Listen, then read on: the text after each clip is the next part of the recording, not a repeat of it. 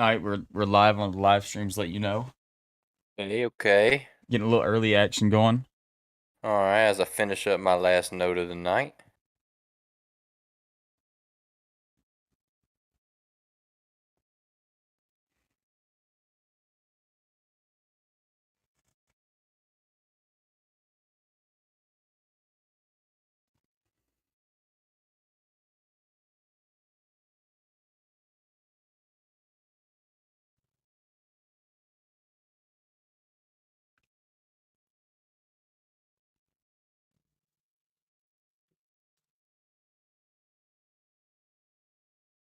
They go old school with the graphic tonight with the minus of Jacob. I know, it was weird. Got the vintage rolling.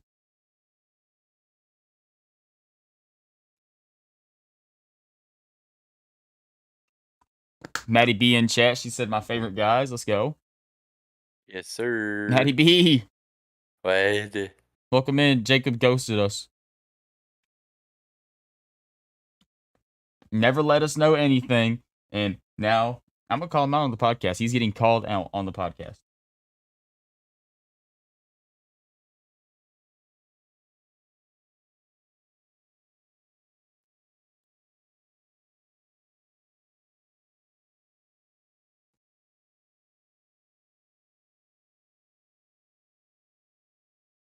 She said Jacob is also my favorite.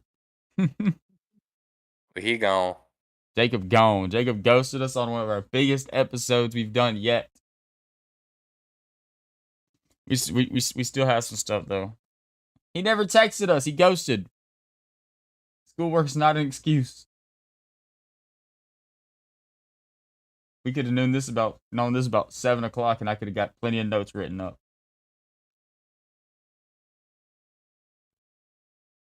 That's facts.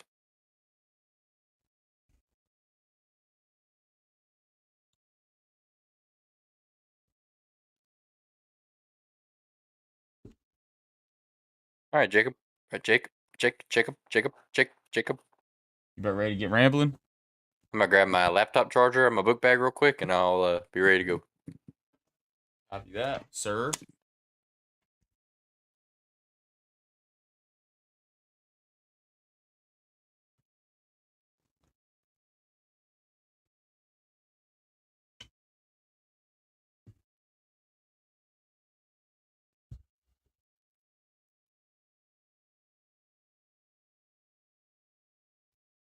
About to get this thing rambling, you guys.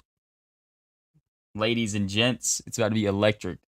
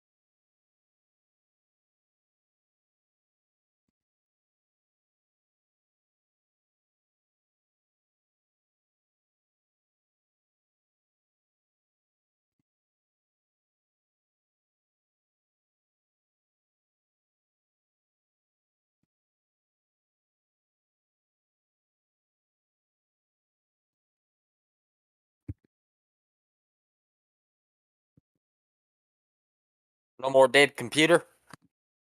Oh, we're locked in now. We're ready to go. All right. So, what are we gonna kick it off with, Jake? Braves. One Braves game. And then I'm assuming we can do our quarterback rankings and then try to round things off with just some filler stuff until we hit a nice little time. That sound like a good plan? Good to me, sir. We'll go from Braves to quarterback rankings to week 1 or week 0 college football bets. And if there is still time, we could either do Falcons preseason, which I have a couple things pulled up for, or we could do NFC at South odds. Yeah, you just I guess we'll just see where we are. Got you. Got you. If we're at like the 45-minute mark after we finish up all the main stuff, we might as well just call it. Agreed. Hell, you let me know when you're ready to hit this live, but we can go ahead and get this thing going. Pulling up yesterday's box score. Falcons game? Braves and Falcons. Oh, yeah. Just in case. Just in case we get to it, I agree.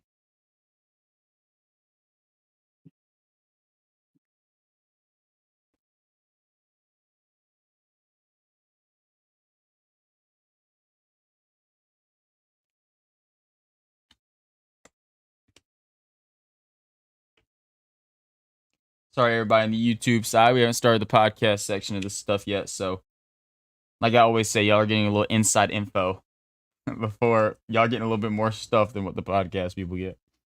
Behind the scenes. Behind the scenes action of what goes on, what we talk about before we kick the podcast off. Episode 10. Yep, Crazy to think it's been 10 episodes. Mm-hmm. About to kick this thing off and be rolling. Be rambling. All right, I'm ready when you are. All right, 3, 2, 1, and we are live. All right, welcome everyone to episode 10 of the Peach State Tailgate Sports Podcast. I am Kenny Cochran, joined as always by my co-host here, Mr. Jake Hill. Oh, yeah. It's crazy to think, man. It's been 10 episodes so far. We're filming the 10th episode right now. We're recording it and live streaming on the YouTube if you're watching. We're super thankful to be here, and it's crazy to think that it's already been 10 episodes. I know it feels like yesterday we just started this thing, and man, I'm pumped to be out here and talking sports. So tonight's episode is going to be a pretty cool one. We continue from the previous episode. If you've listened, we started our SEC quarterback rankings. We got about halfway through. So today we have our upper echelon, our 7-1, I believe. Jake, is that right?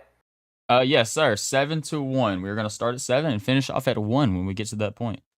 All right, so you get to hear our thoughts about who we think are, top tier SEC quarterbacks headed into this season.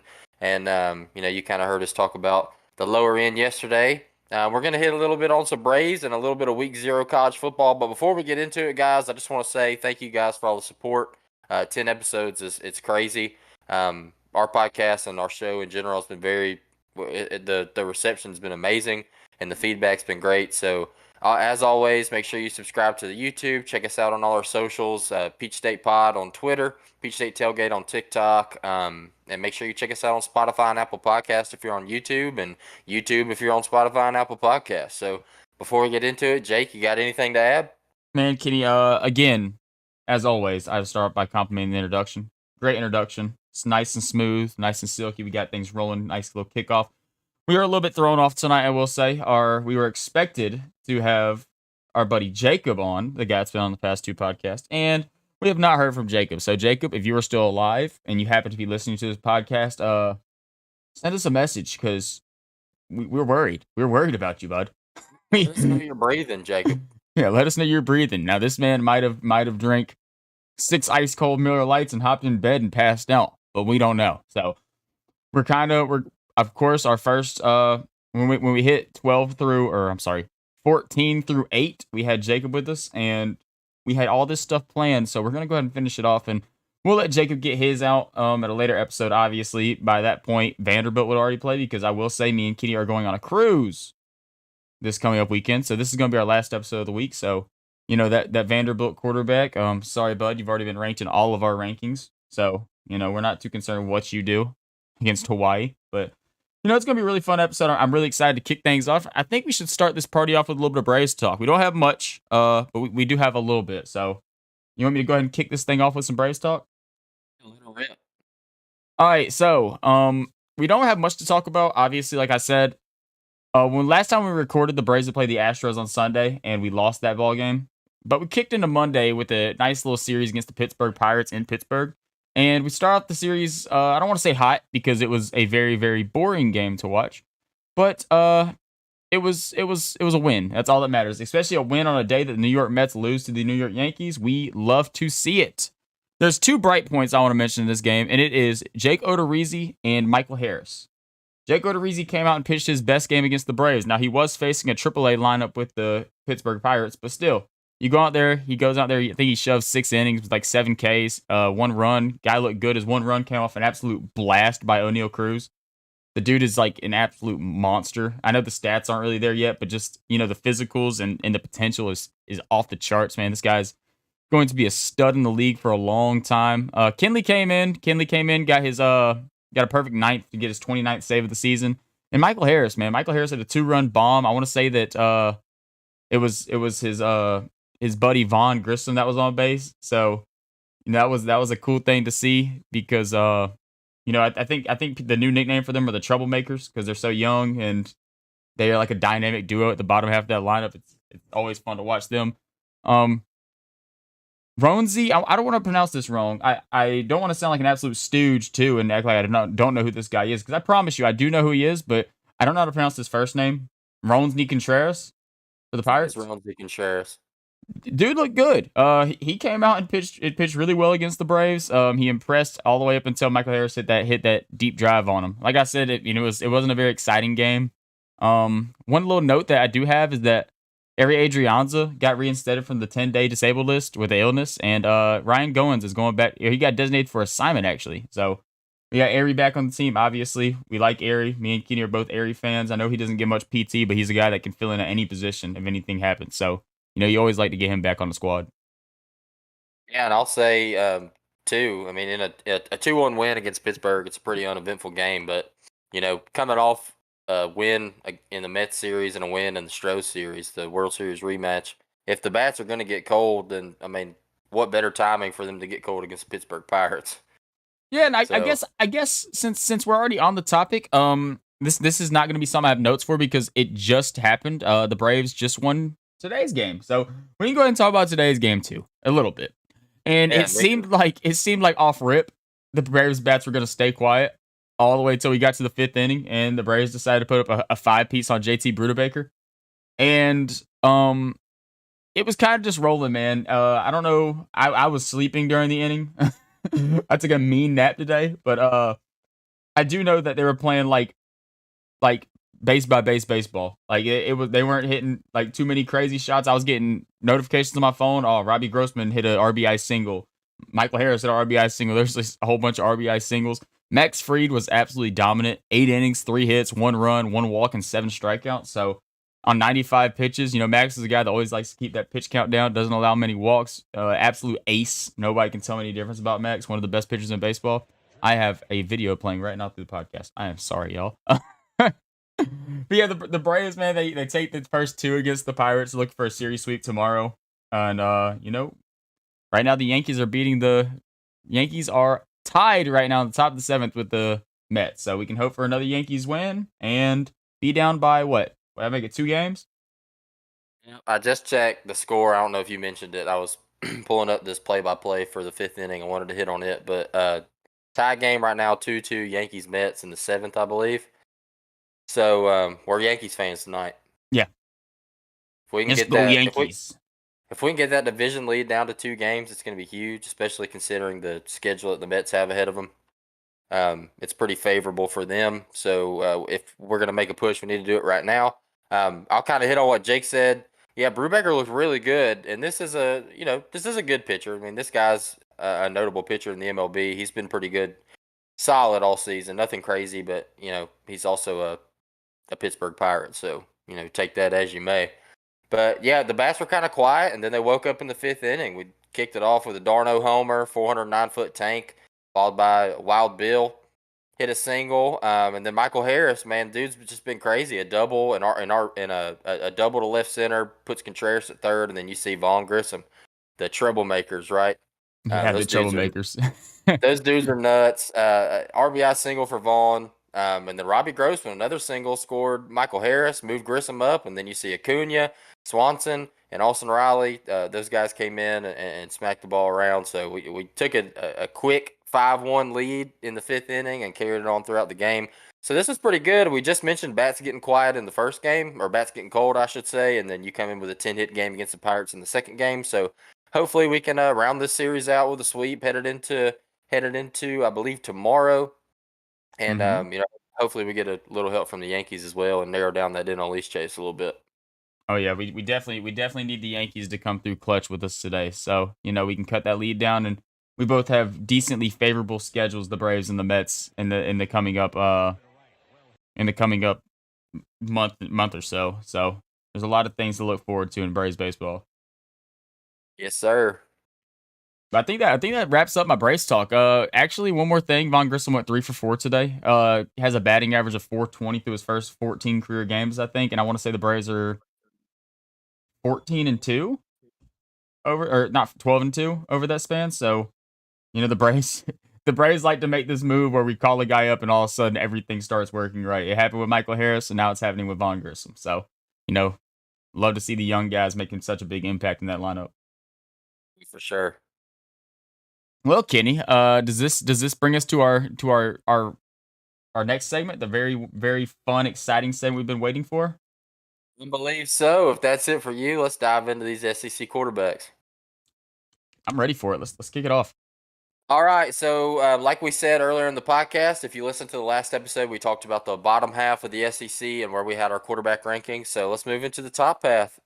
Without wasting any time, let's dive into number 7, which is next on our list. I'll go ahead and kick it off, Jake, since I'm here. At number 7 in SEC quarterback rankings, this is where I have Mr. Spencer Rattler. Okay, okay. Spencer Rattler, he lost his starting job at Oklahoma and in 5 starts against FBS competition, threw just 5 touchdowns to go along with 5 interceptions. Spencer Rattler, we've talked about him plenty on this podcast. I don't think he's a guy that either of us are too high on, but he's for sure got all the arm talent in the world and the athletic ability to be an absolute stud. He just really hadn't been able to put it together. This is a guy they talked about being the number 1 overall draft pick, and he just has fallen off severely. Yeah.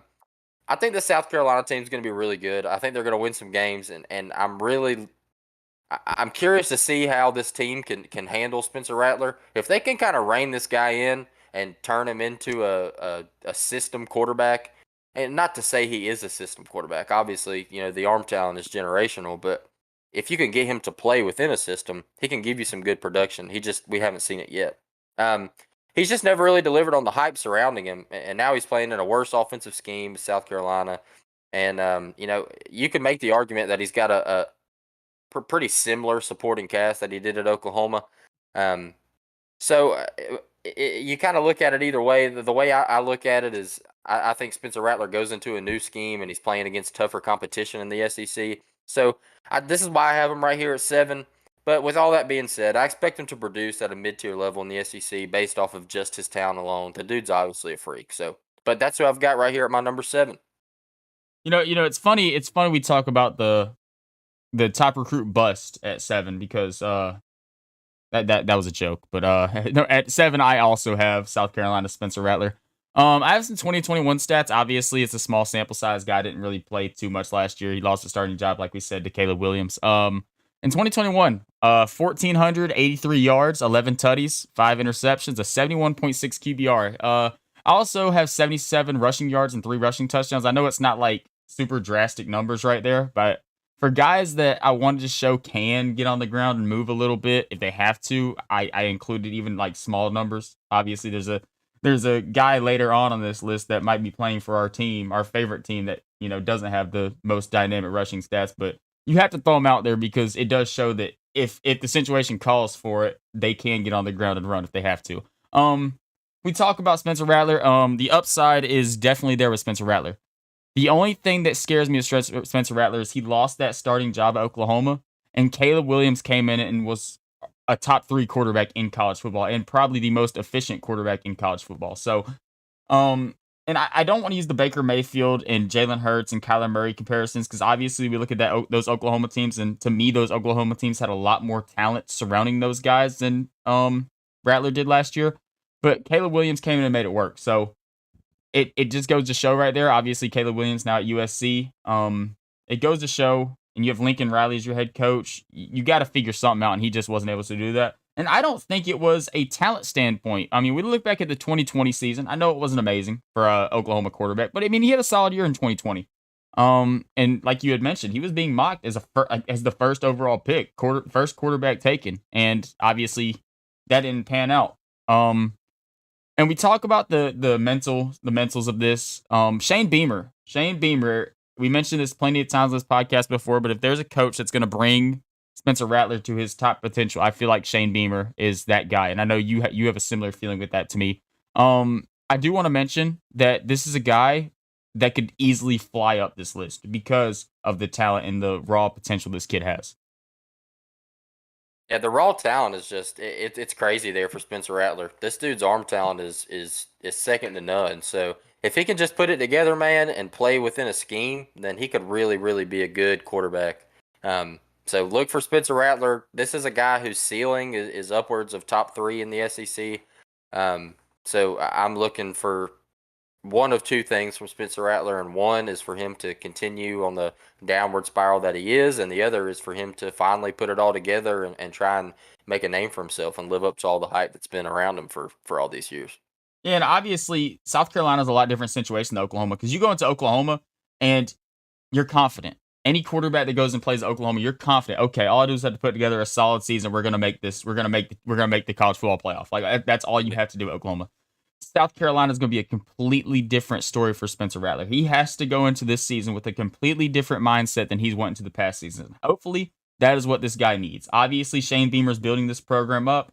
I think last year was the first year South Carolina made a bowl game in like 4 years, so they are on the upcoming. And this is a team that could scare a team like they could push teams like Kentucky or Tennessee for that number 2 spot in the SEC East. Yeah, I agree with that. All All right, that right, well that I think that wraps it up for number 7, Jake. Well, I'll let you kick it off at number 6. okay. Number 6, I have Bulldog legend. Not the one you're thinking of though. Not our team. Mississippi State Bulldogs. Will Rogers. In 2021, Will Rogers had 4,739 yards with 36 touchdowns, 9 interceptions, and a 74 QBR. If you look at the stats, if you just look at the counting stats, he was one of the best quarterbacks in college football. Now, obviously, what you have to take away is he plays in a Mike Leach air raid offense. So the dude was throwing the ball 50 times a game.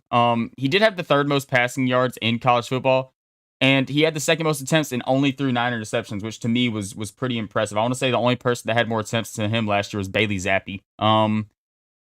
He did play really good against top 25 teams. He put up 1,803 yards with 11 tutties and only 3 interceptions against teams in the top 25. And that includes a game that they played 17th ranked Auburn, where he was 44 for 55 with 415 yards and 6 touchdowns, no interceptions. So one thing I want to note about Will Rogers is this dude throws the ball a lot, but he maintains the efficiency. I know the 74 QBRs is pretty low. Obviously, it's the highest among everybody we've talked about so far. So I'm not going to say it's super low, but once we get to this top tier in the SEC with quarterback play, that's going to look a lot lower than some of these other guys we're going to talk about a little bit later on. But I mean, a guy that can toss the ball all the way around the yard, dude. Again, we talk about guys that have a lot of arm talent. Will Rogers is one of those guys that can make almost any throw on a football field.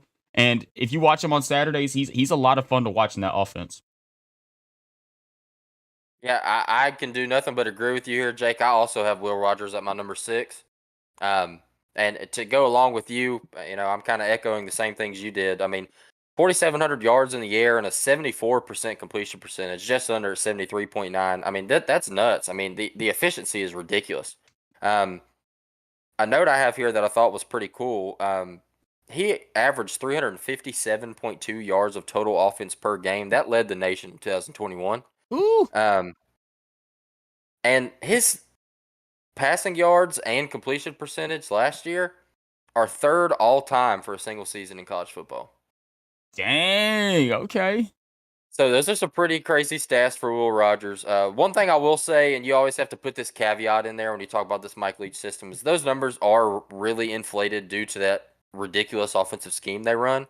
But Mm-hmm. you can't discount this guy because he's incredibly efficient. Like when you think of a pass happy offense like they've had in the past, I mean Mike Leach, he's been the shot caller of the offensive schemes that we've seen with like Gardner Minshew. And Gardner obviously put up crazy numbers and has had a fairly successful NFL career at this point. But I mean Will Rogers probably the best quarterback to run in that system yet in college football, I will say, just because of the efficiency. So for him to throw the ball as much as he does, like you said, Jake, the efficiency is crazy. Yeah, the dude's electric. Again, this is a guy that I could see being a sleeper playing on Sundays in the future. I like the talent there. I obviously don't think the upside is. I don't think that the ceiling's going to get much higher on Will Rogers. I don't think that he has much more room to grow than what he already is. But I mean, a guy throwing like you said 4,700 yards and having that type of efficiency. I mean, I don't know if there can be much more upside than that. Yeah, agreed. Um, so I'm pumped that we got 7-6 out of the way because I think 7-6 were a pretty cool way to kick this off. Because in my opinion, the top five quarterbacks in the SEC are pretty easy. It's just a matter of which order you put them in. So we're obviously at the same thought level with our top five. So let's go into top five. I'll kick it off since you did the last one. At number five, this is where I have KJ Jefferson. KJ Jefferson, the Arkansas quarterback, was third last year in the SEC, averaging 7.6 yards per play. He threw for just under 2,700 yards and rushed for just under 700 yards on the ground. KJ Jefferson is a guy that we've seen kind of impressed with his efficiency as well. I want to say at a certain point in the year, he was the best deep ball thrower in the nation, Yeah. which is crazy to think because this guy's like notorious for being a big body, dual threat, Tim Tebow type, run it down your throat between the tackles quarterback. Like he's a guy that'll take a snap on a fourth and goal, third and goal, and go straight behind the center and run it right down your throat. Um, I think this guy's a little bit of a sleeper. He's probably a little bit low on people's quarterback rankings, not SEC, but in general. I look for KJ Jefferson to have a big year, man. This Arkansas team, I've got a lot of faith in. I think they're a really good team behind Sam Pittman. Um, so I like KJ Jefferson a lot. I've got him right here at the 5 spot. I could have made an argument to put him at 4. The reason I didn't is because of who I do have at 4. So KJ Jefferson at 5 for me. I think that's a pretty good ranking. Okay, Kenny, we are getting to the point where this is starting to get scary. Guys, I do want to mention that me and Kenny, whenever we made these lists, we were not talking to each other. Like this was individual list, and I feel like that's giving me a little bit of a preview because I also have Mr. KJ Jefferson at the 5 spot, and to me, it was closer to my guy at the 4 spot than I ever thought it would be before I actually took a deep dive into the stats. 2021, KJ Jefferson, 2,676 yards, 21 touchdowns, and 4 interceptions through the air. He had a 76.7 QBR. He also put up, like you said, 664 rushing yards and 6 rushing touchdowns. I want to go ahead and kick it off by this guy is he might be one of the best dual threat quarterbacks in college football. He's so dynamic on the ground. Like Kenny said, he throws one of the best deep balls in college football. And the dude is built like an absolute tank. I mean, this guy looks like a linebacker back there playing quarterback. He was 10th in college in all of college football last year in passing efficiency and 4th in the SEC. And he played up last year against tough teams, man. 2021 versus Bama. We look at the stats. He put up 326 yards, 3 tutties, and a 93.7 QBR. I mean, that's an Alabama defense we saw, a lot of teams struggle with. So, this is a guy, obviously you said that you look forward to him having a big year this year, and I can only agree with that. I think that I had the questions. I did have questions before I looked into the stats. Like, okay, is KJ Jefferson going to fall off this year? Arkansas kind of seemed like a dream last year with how good they play, but I think this guy's legit. And again, we talk about guys that could be playing on Sundays in the upcoming future. I mean, this guy's definitely going to be a guy that if you want to watch preseason football, he's going to be a guy that might play 3/4 in a preseason football game. So keep an eye on KJ, man. He's a beast. He's a lot of fun to watch too. Yeah, and I think the scary thing too with Arkansas is, they do lose Traylon Burks, who is an absolute dog at the receiver spot. Obviously, he's a NFL draft guy. I believe, was he a first round draft pick, Jake? Yes. Yeah, Traylon Burks, first round draft pick, one of the first receivers off the board. Dude's a stud. But in a team like Arkansas, where it's a pretty well built roster, I think they'll be able to fill that spot. So I think with a quarterback like KJ Jefferson, he's as highly tiered of a quarterback as you can get, specifically in the SEC.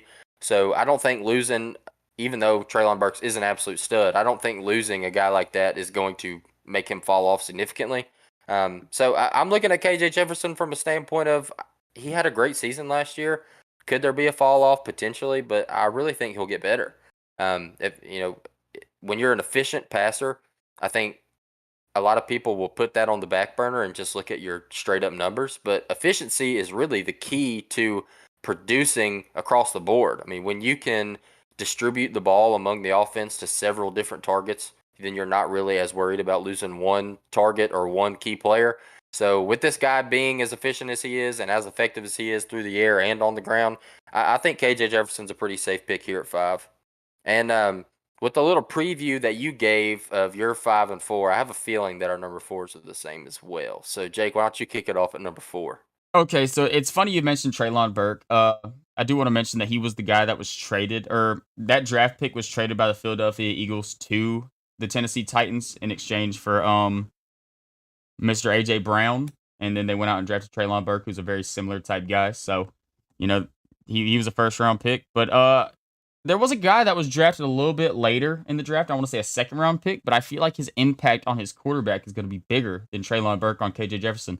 And that brings me to the 4 spot, the guy that dropped farther down my list than anybody else from my first mock that I did, and that is Will Levis from Kentucky. I do want to say originally when I first did this list without having any research, I had Will Levis at 2, but having Will Levis at 4 right here, the dude, 2021, 2,826 yards, 24 touchdowns, 13 interceptions, a 76.8 QBR. He also had 376 rushing yards and 9 rushing touchdowns. It almost, I'm putting him above KJ for the upside reason. Because honestly, I look at last year, I think I like KJ more than I like Will Levis. But I can't express enough that I feel like Will Levis has the most upside out of any quarterback in the SEC when it comes to arm talent and when it comes to the ability and size that he can play with.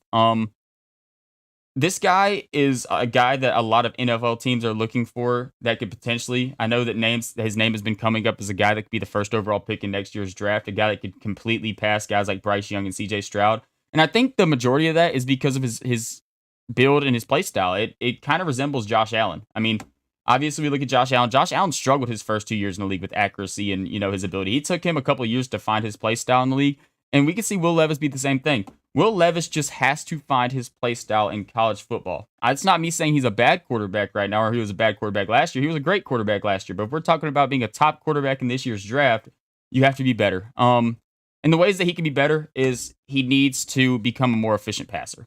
Obviously, I mentioned a wide receiver being lost. Losing Wan'Dale Robinson to the NFL draft is absolutely crucial for Kentucky and Will Levis. That dude was an absolute monster. I want to say he had over like 1,200 receiving yards last year. Dude had crazy stats.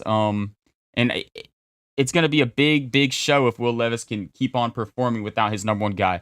I do have a note, though. They did get Virginia Tech transfer Tavion Robinson. So he should step in and play a pretty big role. Will Levis is the guy I have the most negatives to talk about because of the aspect of me having him so highly ranked going into it and then dropping him down my board a little bit. But when I'm saying negative stuff about him, it's because we're looking at him as a guy that could be a future first round pick. So it's not so much negative, but it's kind of like constructive criticism, I guess you could say. No, that's fair, and I was completely right. Our number 4s are identical. I also have Will Levis here at my number 4 spot, and for the same reason you did, Jake. This is a guy that is super hyped. You mentioned it, so I won't really dive into it with him being a top draft pick in this year's draft. Everyone's projecting.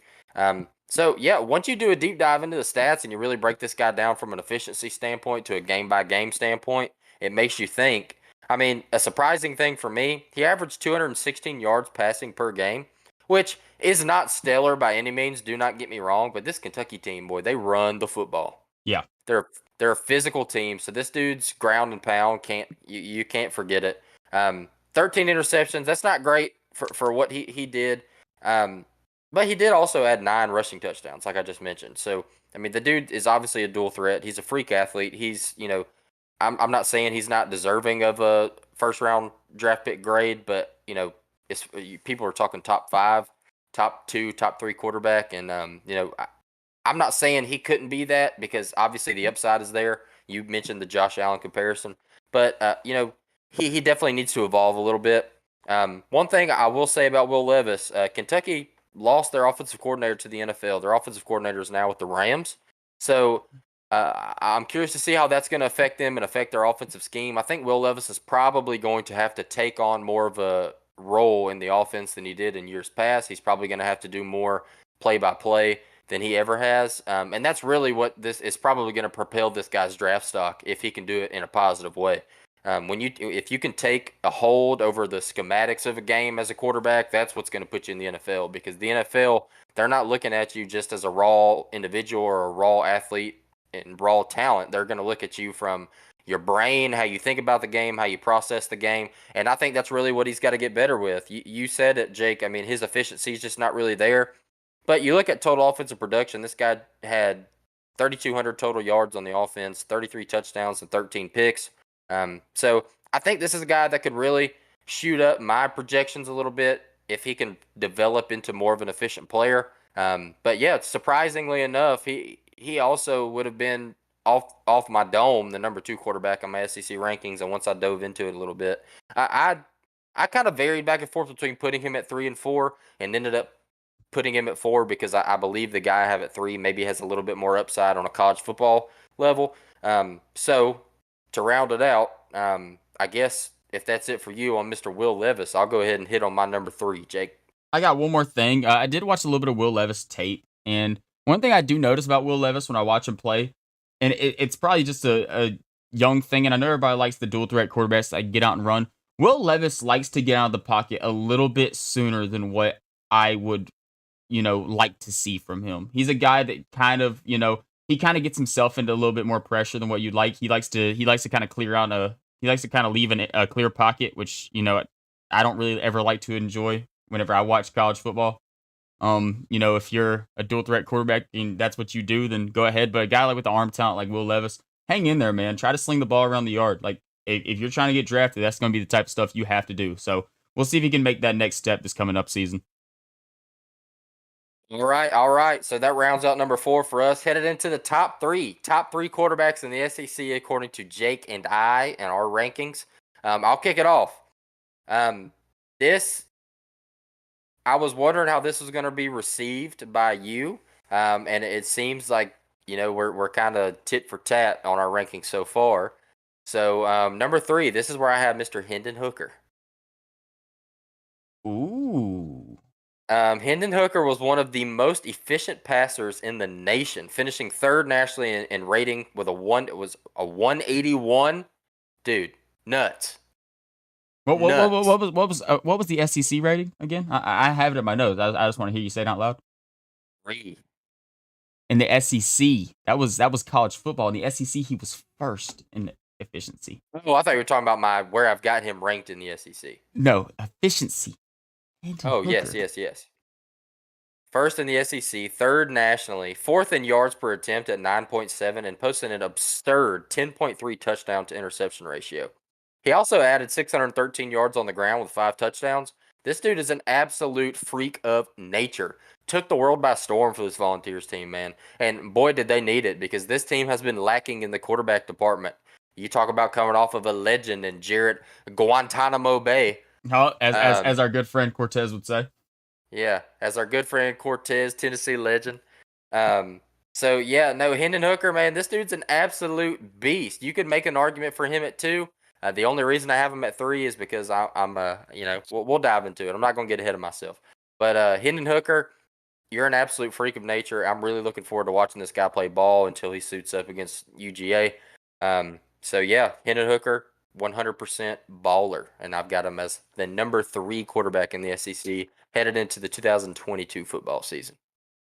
You know what's messed up, Kenny? I thought, and I had a great feeling in my heart that we were going to be the same all the way through, but I was wrong. At number 3, I have University of Georgia legend, absolute stud on the football field. This is no, not at all. This is not an insult to you, Mr. Stetson Bennett, but you are my number 3 quarterback in the SEC. If you look at this is higher than if you look at most ratings out there. I will say that. Stetson Bennett is being ranked 8th, 7th in the SEC among a lot of different platforms. That is absolutely ridiculous. In 2021, Stetson Bennett had 2,862 yards, 29 tutties, 7 interceptions with an 86.7 QBR. He also had 259 rushing yards and 1 rushing touchdown in the regular season. And my first note I have on him is the most underrated quarterback in college football. Stetson Bennett does not get nearly as much love as what he should. People talk about Stetson Bennett and say, "Oh, it's just a fluke and stuff." Watch this guy play, because some of the throws this guy makes, his anticipation throws, are some of the most beautiful throws you will ever watch in a college football game. He will throw a ball that looks like it goes 50 yards up in the air, and it just drops right into Brock Bowers' breadbasket for an easy 25-yard touchdown pass. This guy makes some of the best throws in college football to me when I watch him. And obviously, he is the only starting quarterback in the SEC to win a national championship. He led Georgia to the national championship in 2021. And we look at returning weapons, man. Everybody talks about, and obviously I don't go into this much depth with other quarterbacks, but I'm gonna do it for Georgia because this is my team. Dude, they're returning so much, and people are not giving Georgia credit to be returning as much as they are. We talk about the backfield. Obviously, we talk about guys like Kenny Mack and Kendall Milton back there.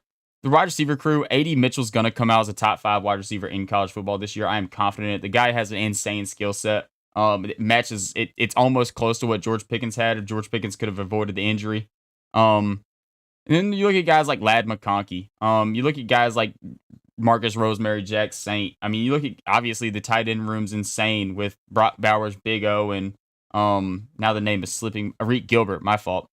Dude, the offense is going to be great. They're going to run back down a top 5 offensive line in football. I want to say that they were like second last year behind Michigan's offensive line.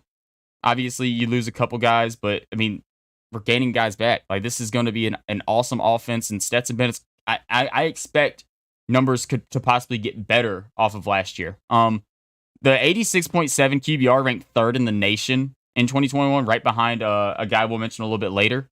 4th in the country in passing efficiency. That puts him at 2nd in the SEC in passing efficiency. 2nd. And I know I kind of spoiled a little earlier. Hendon Hooker was 1st. So Stetson Bennett was the 2nd most efficient passing quarterback in the SEC last year. Think about it. That is insane. And like I mentioned, so much offensive talent returning. I don't see the numbers declining. And people are dogging on this guy, ranking him at that 8th spot. Get out of here. That is ridiculous. Yeah, I mean, and just to go in with returning starters and returning weapons, you mentioned a guy like Kearis Jackson too, who is such a Swiss Army knife. This guy, battled a little bit of injuries last year, didn't really get as much PT as he did in years prior. But you bring a guy like that back, man. I mean, he's Dominic really, Blaylock. yeah, Blaylock. I mean, these guys are X factors for this Georgia team. So, no, I mean Stetson Bennett, absolutely. I understand the rating there. So I guess without giving away too much, let's hop into our top 2. If you're an SEC fan, if you're a college football fan, you know who they are because we've gotten here. So Jake, I'll let you. I think I'll let you kick it off because I rounded up number 3 with who I believe you're going to have right here. So why don't you go ahead and knock it out for us? All right, at number 2, I have Tennessee Volunteer quarterback Hendon Hooker. Kenny mentioned earlier, this dude, this is the guy when I looked at his stats. Oh my God. I knew he was good. Did I know he was this good? No, not at all. I could have, if you'd have asked me before I looked into the numbers what his stats look like, I would have probably been pretty far off. 2021, dude put up 2,945 yards, 31 tuds, 3 interceptions with a 77.9 QBR, 616 rushing yards, and 5 rushing touchdowns. He was one of the most consistent quarterbacks in college football last year, and his play style matches that Tennessee game plan so well. Obviously, we watched Tennessee play. Tennessee's a fast-paced offense. They throw the ball and they get back down to the ball quick. They don't give your defense much time to catch their breath. A team like Georgia that loves to run defensive rotations, they don't allow that to happen. So you have big Jordan Davis on the field, huffing and puffing 4 plays in, struggling to get his air. And it showed on the first drive last year against Georgia. The 77.9 QBR ranks 16th in college football. That is one thing that he does not with Stetson Bennett on is the QBR. But we talk about passing efficiency. 3rd in college football and 1st in the SEC. We also talk about interception percentage. 3rd lowest interception percentage in college football last year. I don't want to put too much stock into this stat because Mr. Bo Nix was 2nd. And he was behind Emory Jones last year in efficiency rating. So there's a lot of funny things to talk about with that stat. He led Tennessee to the 7th highest scoring offense in college football. more points per game than Georgia, which again is a stat that I probably wouldn't have gotten off the top of my head. I want to say they put up like high 30s, like low 40s per game last year. Absolutely insane season for that offense. And again, we talk about expecting similar success like we did with Stetson Bennett. I expect it with Hendon Hooker, man. And this is a Tennessee team I only see getting better and better. And with a guy like this behind, under center, dude, it's going to be a lot of fun. Other than when they play Georgia, obviously, it's probably going to be a 40-point blowout. But other games, whenever they play South Carolina, Kentucky, I'm ready for it. Like let's go. Hendon Hooker's the absolute stud. All right, all right. Well, look, Hendon Hooker too. I didn't have him there, but I don't hate the pick. Now as a homer, I will say that I would have liked to see it a little bit different, Jake. I would have liked to see it.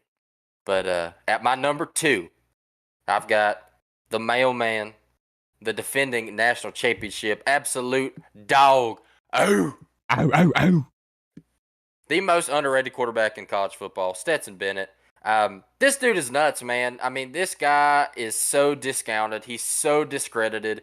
People want to write him off for so many different reasons, and it's just absolutely absurd. Like, what are you doing? You don't know ball if you don't think Stetson Bennett's a good quarterback.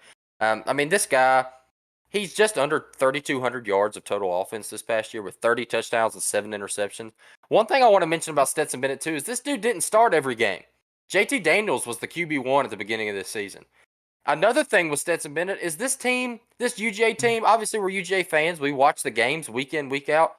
There was games where he was playing a quarter and a half, 2 quarters. Yeah. Like, these numbers are absurd for the PT this guy was getting because he was not playing deep into every game. And when he did, he was clutch. He was just as clutch as anybody. You mentioned it with the crazy arc and throws. The anticipation is ridiculous. He made some throws, man. Especially, I remember specifically multiple throws to James Cook out of the backfield on wheel routes along the sidelines. That was like the ball was in the air when James Cook was behind the line of scrimmage, and he would catch him 20 yards downfield in the breadbasket with 3 steps on a defender and just crib it 50 yards. Like, the anticipation is nuts. This dude's pocket presence is ridiculous. He's a sneaky athlete. He's really, really fast, and you probably wouldn't think that if you're just talking Stetson Bennett. But like you said, Jake, you have to watch this guy play ball because his game is ridiculous. Like, he's an absolute gamer. He can step back there. He can make every throw. He's got a crazy arm, too. Like, that's one thing about the JT Daniels conversation that everyone wanted to talk about is JT Daniels is a little bit more of a step back there and pick you apart type quarterback. And I think JT Daniels is a really, really good player. Don't get me wrong. But Stetson Bennett, even before there was a quarterback competition, so to speak, or before the conversation of Stetson Bennett being a better quarterback was in play, people knew that Stetson Bennett had the strongest arm. Like, Stetson Bennett's arm it's ridiculous. I mean, this guy can sling a freaking football. So, yeah, I mean, like I just said, man, obviously he's severely, severely underrated.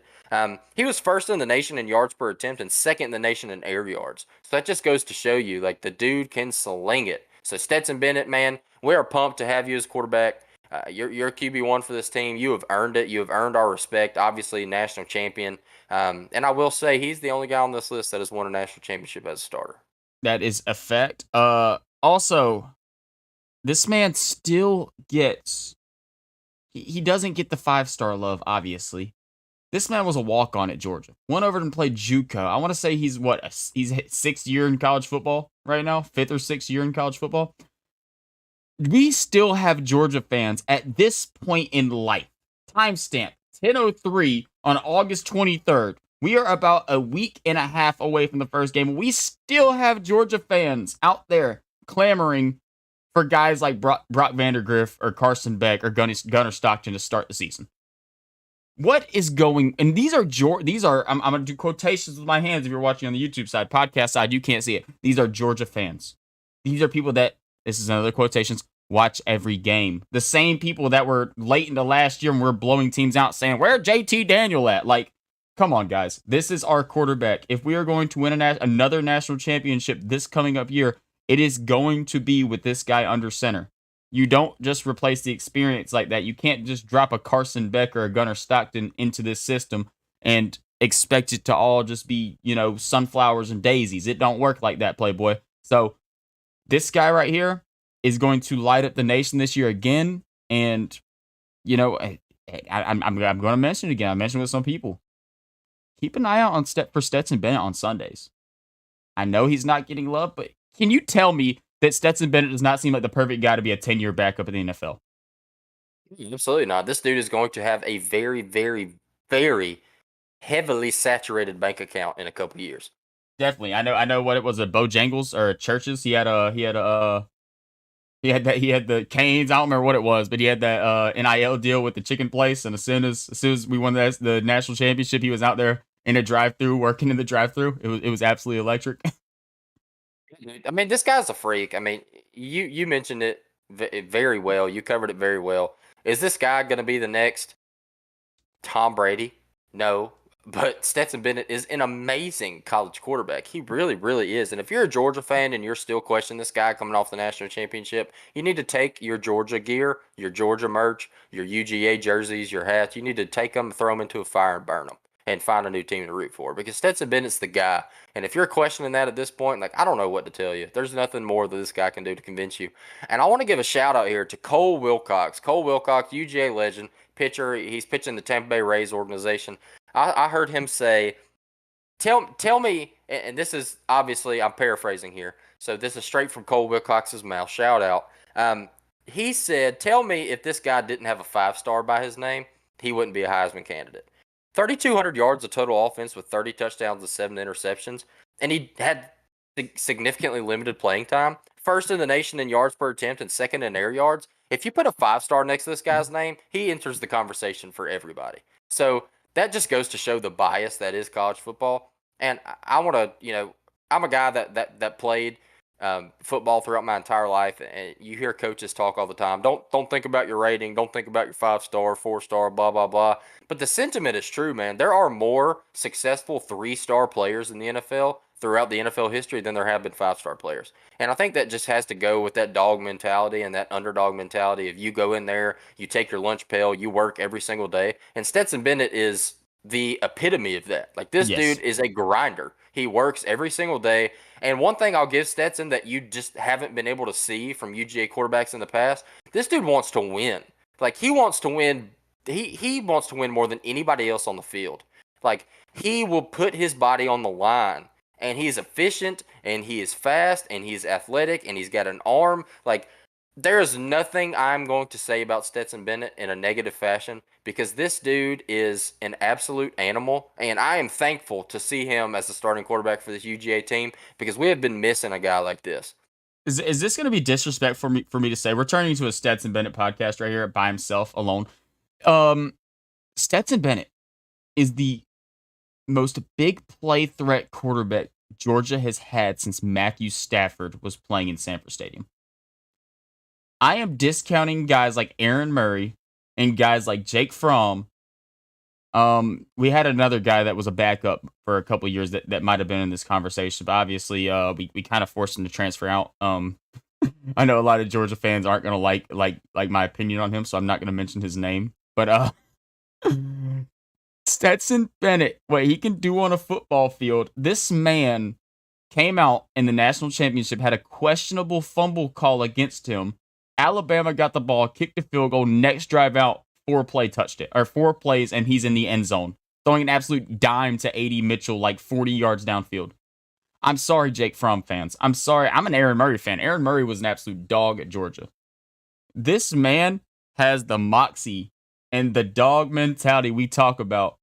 That, like Kenny said, I don't feel like, obviously I go back to Matthew Stafford, the arm talent was insane. I mean, you still look at it today in the NFL, the arm talent, that's just unreal. That's unmatched by any Georgia quarterback ever.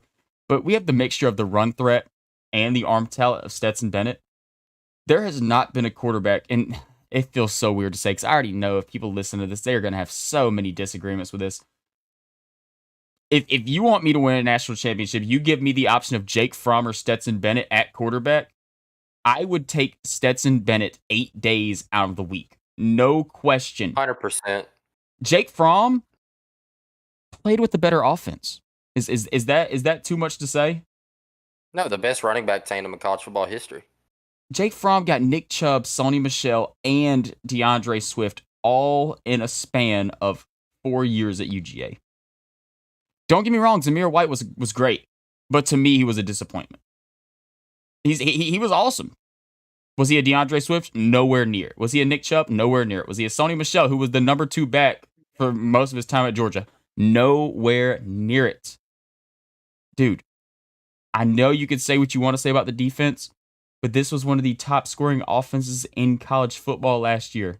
Don't discount this guy, man. This guy is an elite college football quarterback. And like we mentioned, I think we have enough Stetson Bennett talk for now, but dude, we are so excited to see this guy play again on Saturdays.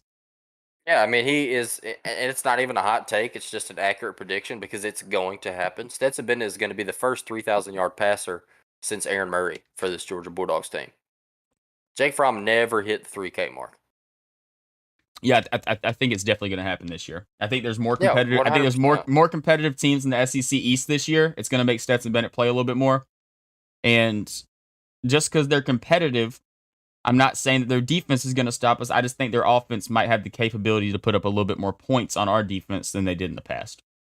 Yeah, I mean, he would have had 3,000 yards if he played more this past year. But he, like I said, he played a quarter and a half, 2 quarters in several games this season. So if we see closer games and more high scoring games from the opponent, like 3,000 yards it's going to be he's going to get that. I mean, it's what's going to happen. Last thing on Stetson Bennett before we get off Stetson. I do want to mention, obviously, we go into last year. I want to say JT Daniels had like top 7 Heisman odds going into the college football year last year. And I still want to say going to this year, he has higher Heisman odds than Stetson Bennett at West Virginia. So we talk about the 5-star favoritism. We like you, JT. We think the talent's there. Obviously, we talk about arm talent. JT's one of those guys that has it. Come on, guys. This guy had one solid year at USC, and people act like he is a lock to be amazing. So, it is what it is. We love the odds makers, and honestly, it just helps our bank counts out more if we wanted to go that way. Obviously, I don't think Stetson's going to win Heisman because of the guy we're about to talk about next, but but he's a dog. He's an absolute beast. All right, well, that's UJ talk for you. Yep. All right, let's head into number 1. This guy's number 1 on everybody's list. He, in my opinion, is undoubtedly the best quarterback in college football. Yes. I get the CJ Stroud argument. I really do. But Bryce Young, man, he's an absolute freak. I do want to say about Bryce Young, obviously, he's my number 1 on my list. He's Jake's number 1. This guy, when you talk about Alabama, who is obviously, powerhouse in college football, Nick Saban is the greatest coach of all time. This is the greatest college football team year after year that just keeps producing amazing teams and amazing players. You talk about the quarterbacks that this team has had in the past. You guys like Jalen Hurts, guys like Tua, guys like Mac Jones, who are just constantly and consistently producing top quarterback seasons year after year. Bryce Young is the first Alabama quarterback to ever win the Heisman Trophy. Like, this guy is probably the best Alabama quarterback that we've seen. Yes, And he is. that says a lot, man, about a guy who's this young. Like, wasn't even draft eligible and wins a Heisman, and we're talking about him as the best Alabama quarterback of all time. Bryce Young, man, obviously he won the Heisman last year. His 2021 season consisted of that SEC championship against Georgia. 4,872 passing yards, which would have been an SEC single season record if it wasn't for this guy named Joe Burrow. 47 touchdown passes, number 1 among all Power 5 quarterbacks. Bryce Young, I mean, we could talk about Bryce Young all day. I think it'll probably be a little bit shorter of a conversation because what do you say about this guy? He's the best quarterback in college football. He's going to be the first quarterback taken in this year's draft unless something absolutely ridiculous happens. Absolute beast, 100% the best quarterback in the SEC, in my opinion, the best quarterback in college. So, Jake, I'll let you take the floor here. And you are 100% right. Bryce Young is the best quarterback in college football. He is probably, to me, the second best college football quarterback I have ever watched. I'm sorry, Bryce. Joe Burrow in 2019 was on a different level than anybody. I mean, he did have Justin Jefferson and Jamar Chase on that team. But dude, Joe Burrow was crazy. Bryce Young, we mentioned it, 2021 Heisman winner. 87.6 QBR. It ranked second in the nation in 2021. Obviously, we talk about the key losses with Jamison Williams and John Mechie both going to the NFL draft. But Alabama does add UGA transfer. We don't like to mention this much, but we got to in this conversation. Jermaine Burton. We love you, Jermaine. Bad choice though, man. Bad choice. You're just gonna get beat by Georgia in the SEC championship this year. So have fun at that. I also want to mention Jahmyr Gibbs from Georgia Tech. I didn't notice this, but this guy had like third most all-purpose yards in college football last year as a freshman, and 470 receiving yards. So, I mean, this guy's a guy that could do it through the air, and he's going to be a guy to help out Bryce Young a ton. I'm assuming he's going to be a pretty big target for them. Also, Cameron Latu, their star tight end, returning for his senior year, so that's another big guy. But Bryce Young, dude, is an absolute freak, man. And his play style, like if you just turned on the game, he doesn't play how you'd expect. Bryce Young's probably what, 6 foot max, and Something like that. he's a little guy. He goes out. You're like, oh, this guy right here is probably gonna take off. Dude doesn't run. Like he's not much of a runner. When I watch Bryce Young play college football, he reminds me of prime Drew Brees before he started just throwing slant routes. Like the way that he handles the pocket and the way that he can just handle himself. Dude, he is insane. And this is going to be a top 5 quarterback in the NFL in about 5 years. Just wait for it. This guy is an absolute freak. Yeah, man, Bryce Young, he's absolutely unreal.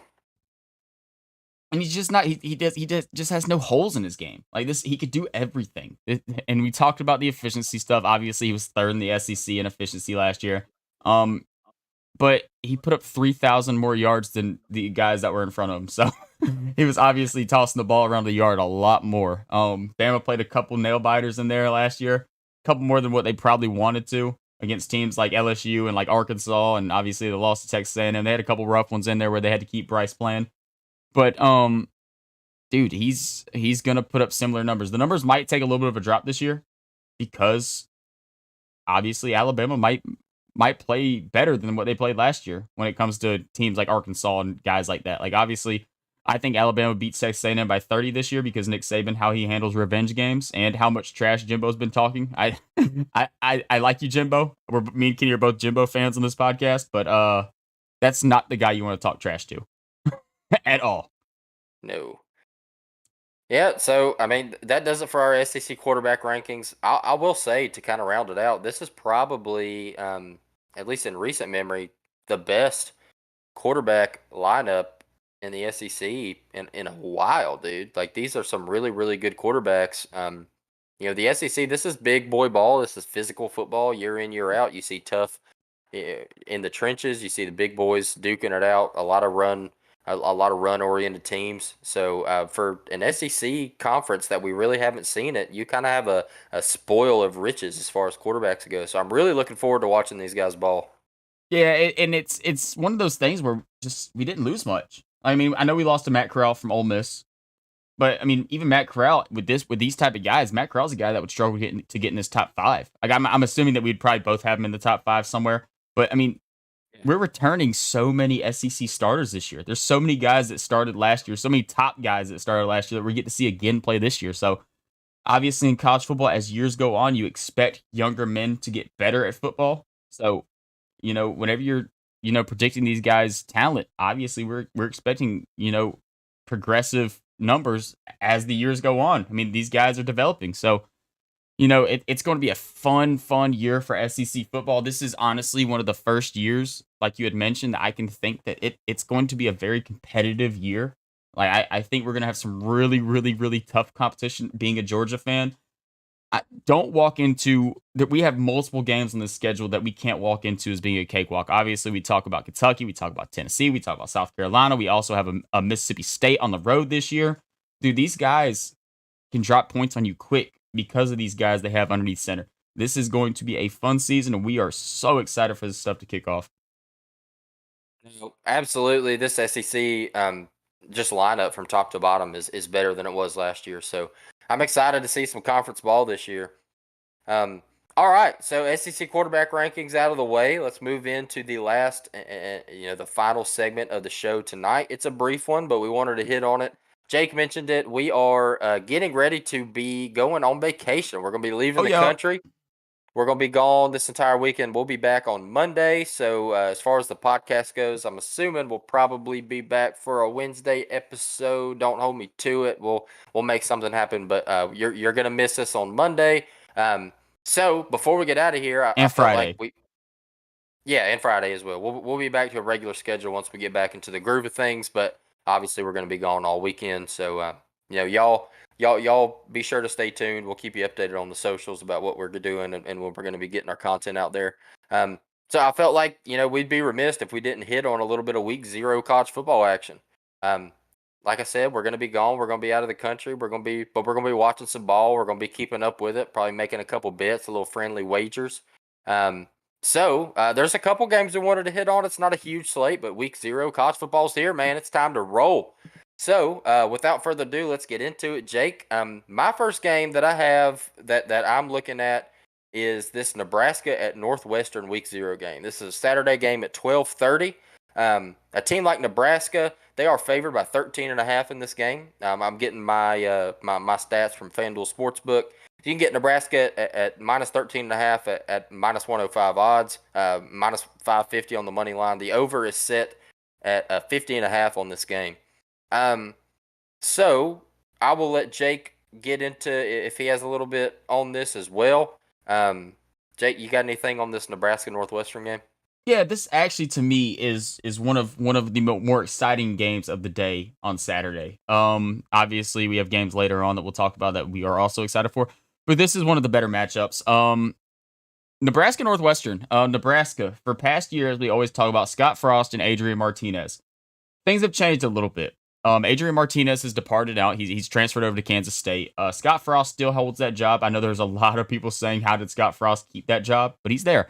And they get a solid transfer. They get Texas quarterback Casey Thompson in. So it, obviously we go back to last year. Nebraska had one Big Ten win, and it was against Northwestern, where they beat Northwestern 56-7. So um I'm interested to see. I do think Casey Thompson's a guy that fits that Scott Frost quarterback mold pretty well. And if I was putting my money on it, which I will, I am going to go with Nebraska 13.5. That is my bet. I like Northwestern. Usually Northwestern's a pretty fun team to watch. I enjoy their football, their brand of football, but I'm gonna roll with Nebraska, especially getting a new quarterback in. Obviously, I was never the biggest fan of Adrian Martinez, and I think Casey Thompson's a pretty solid upgrade. Yeah, no, I agree. I think Casey Thompson is a significantly better quarterback than Adrian Martinez is. This Nebraska team, they're not a great team. Don't get me wrong, but No, they're much better than Northwestern. I like this line a lot at 13.5. I will definitely be on Nebraska at minus 13.5 as well. I think the over at 50.5. That's probably a little bit too rich for my blood in a week 0 game. yeah, Um, I don't think it's a bad number, but I think it's a little bit. I think it's a little bit too close for me. And you mentioned it, Casey Thompson. Casey Thompson's a good quarterback, man. I mean, this dude started for Texas last year at 2,300 total yards, 28 touchdowns, 9 interceptions. Obviously, he loses his job to the transfer Quinn Ewers. Quinn Ewers is an absolute dog, sidearm slinging, bleach blonde hair, mullet wearing stud transfer from Ohio State. oh He's a yeah, Texas boy that went to Ohio State and got that NIL bag, and then came back home to Texas, earns that starting job. Um, so no, I think Casey Thompson's a really good football player, and Northwestern's just an all-around bad team. One thing I will say about Northwestern is they got a pretty good rushing attack. They bring back a running back, and I do not know his name, but he was injured all last season. He comes in here, after a 1,000-yard season the year prior.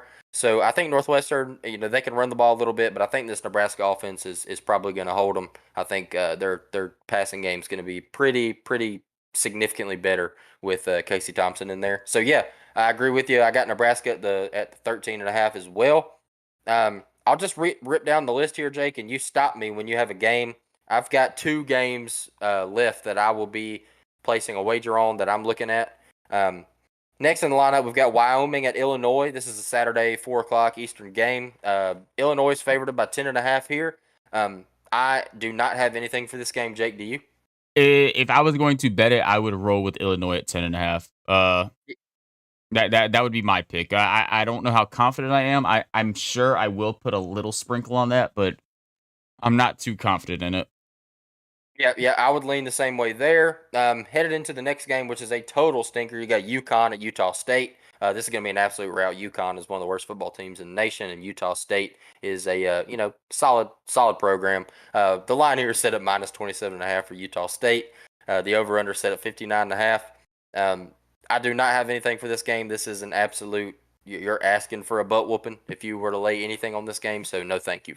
You have to get 30 points apiece to hit the over. Um, Yeah. then again, I'm not too confident in under hitting, and I do not like this spread, so I will not be touching this game.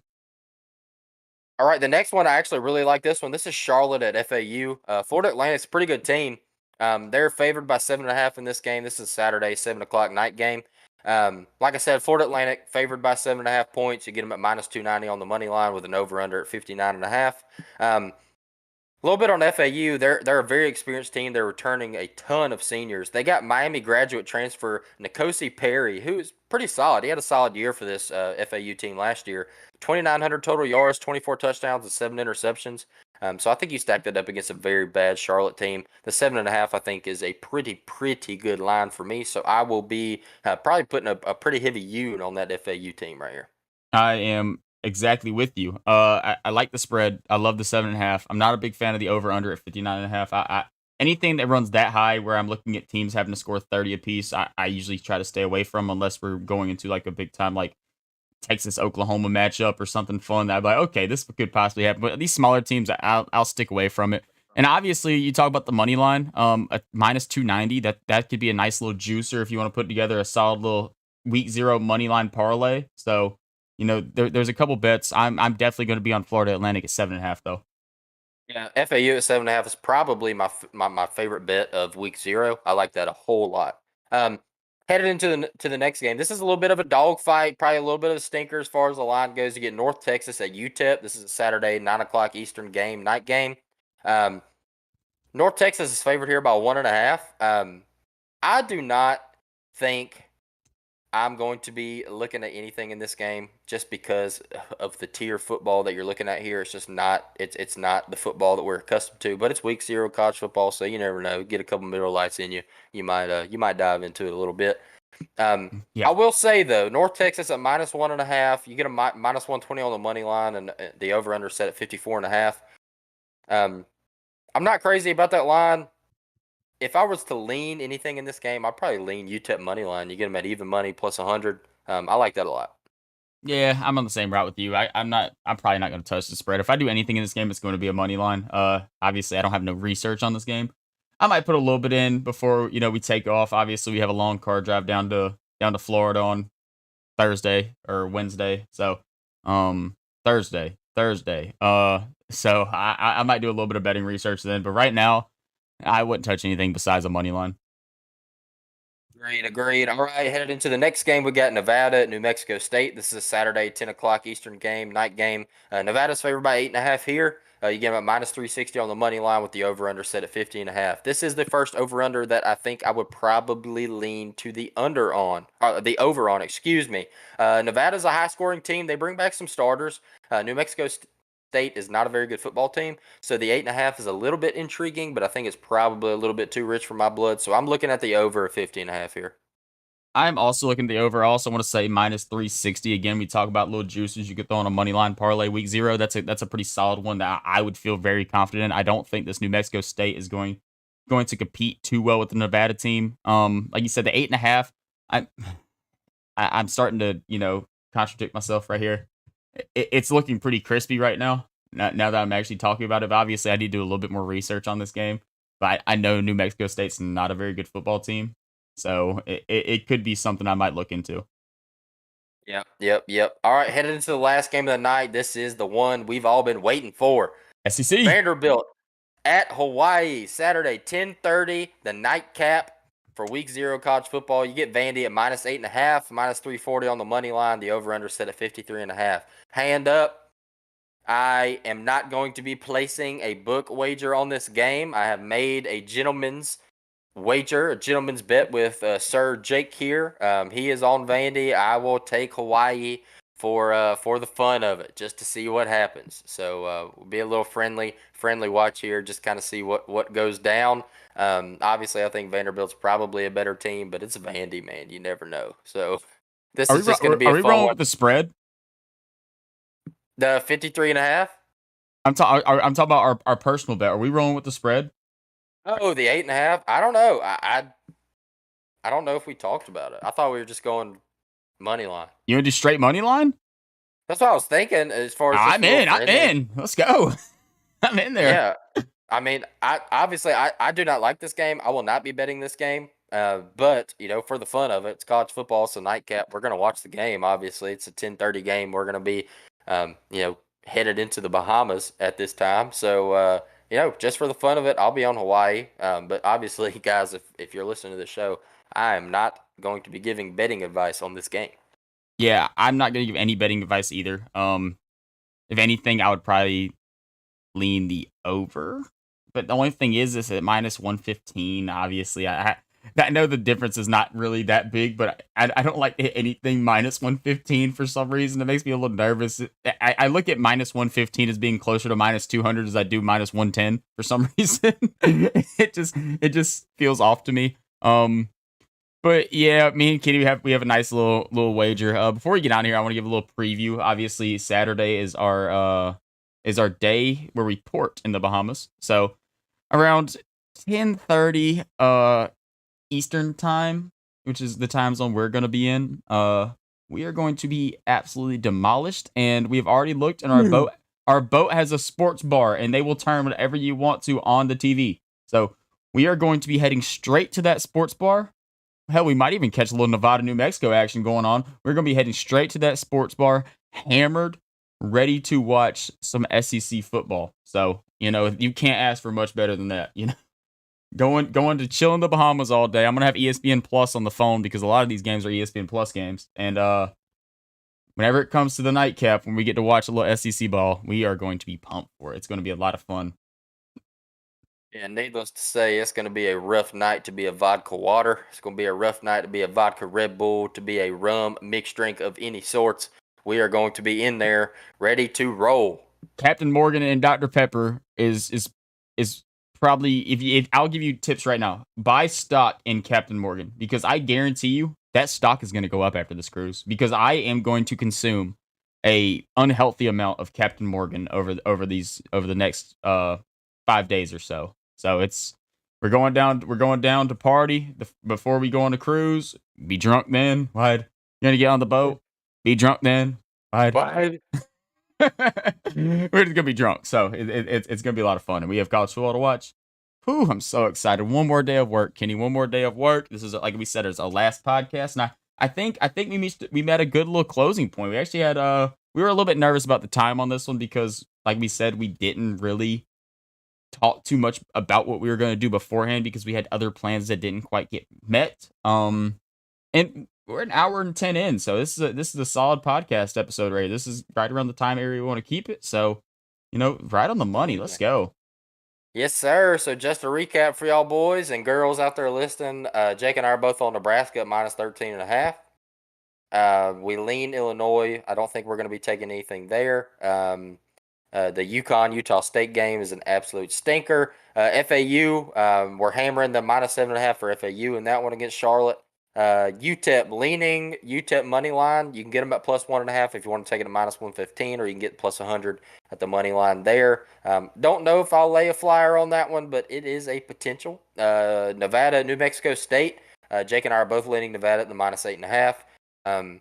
And then you talk about Vandy, Hawaii, that's the game of the hour. That's the game we're all waiting for. A little gentleman's wager, a little friendly wager, a little kick your feet up and enjoy that one. So, no, overall, it's exciting to have college football here. So a little week 0 action. It's not the teams you want to see play, but it's football nonetheless, and I know we're excited for it.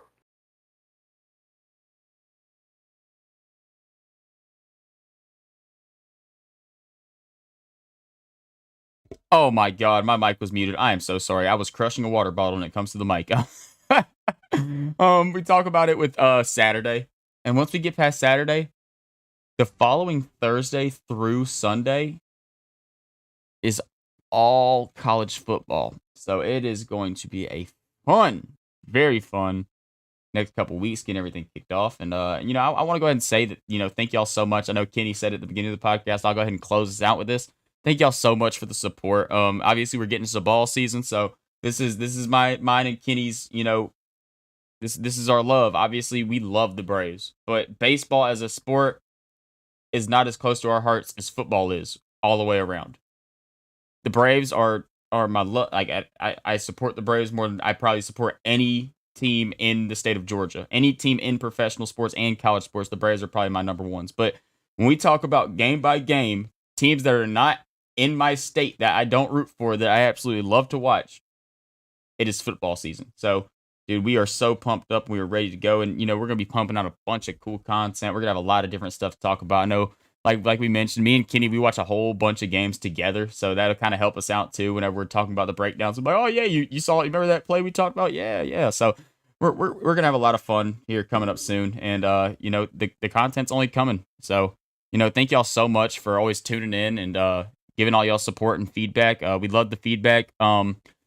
Give us a star rating on Spotify, Apple Podcasts, whatever you're on. It doesn't have to be a 5-star. Obviously, constructive criticism is a thing. I do it a lot with Anthony Richardson. I don't know if it's constructive, but it is criticism. So Kenny really does it with Anthony Richardson because he had him ranked like 12 on his quarterback ranking. So yeah, deconstructive criticism, you could call it. So again, thank y'all so much. If you listen to us on the podcast side, check us out on the YouTube side of things, Peach State Tailgate. You can check out our faces. You get to see our nice little thing. You can see what we're kind of doing. Obviously, there's a couple times I'll walk away and get a water bottle. Or yesterday, we had a technical difficulty. That's the reason we had to put this one in the second half of the quarterback rings because Kenny had a power outage. Things got a little bit too electric for the podcast. So, again, thank y'all so much. Check us out on Twitter, Peach State Pod, TikTok, Peach State Tailgate. We've been trying to pump out some content over there, and overall, thank you guys so much. It's been a blessing. We've been having a blast with this stuff so far, and to just see episode 10 just come by this fast, it's a blessing, man. It's awesome.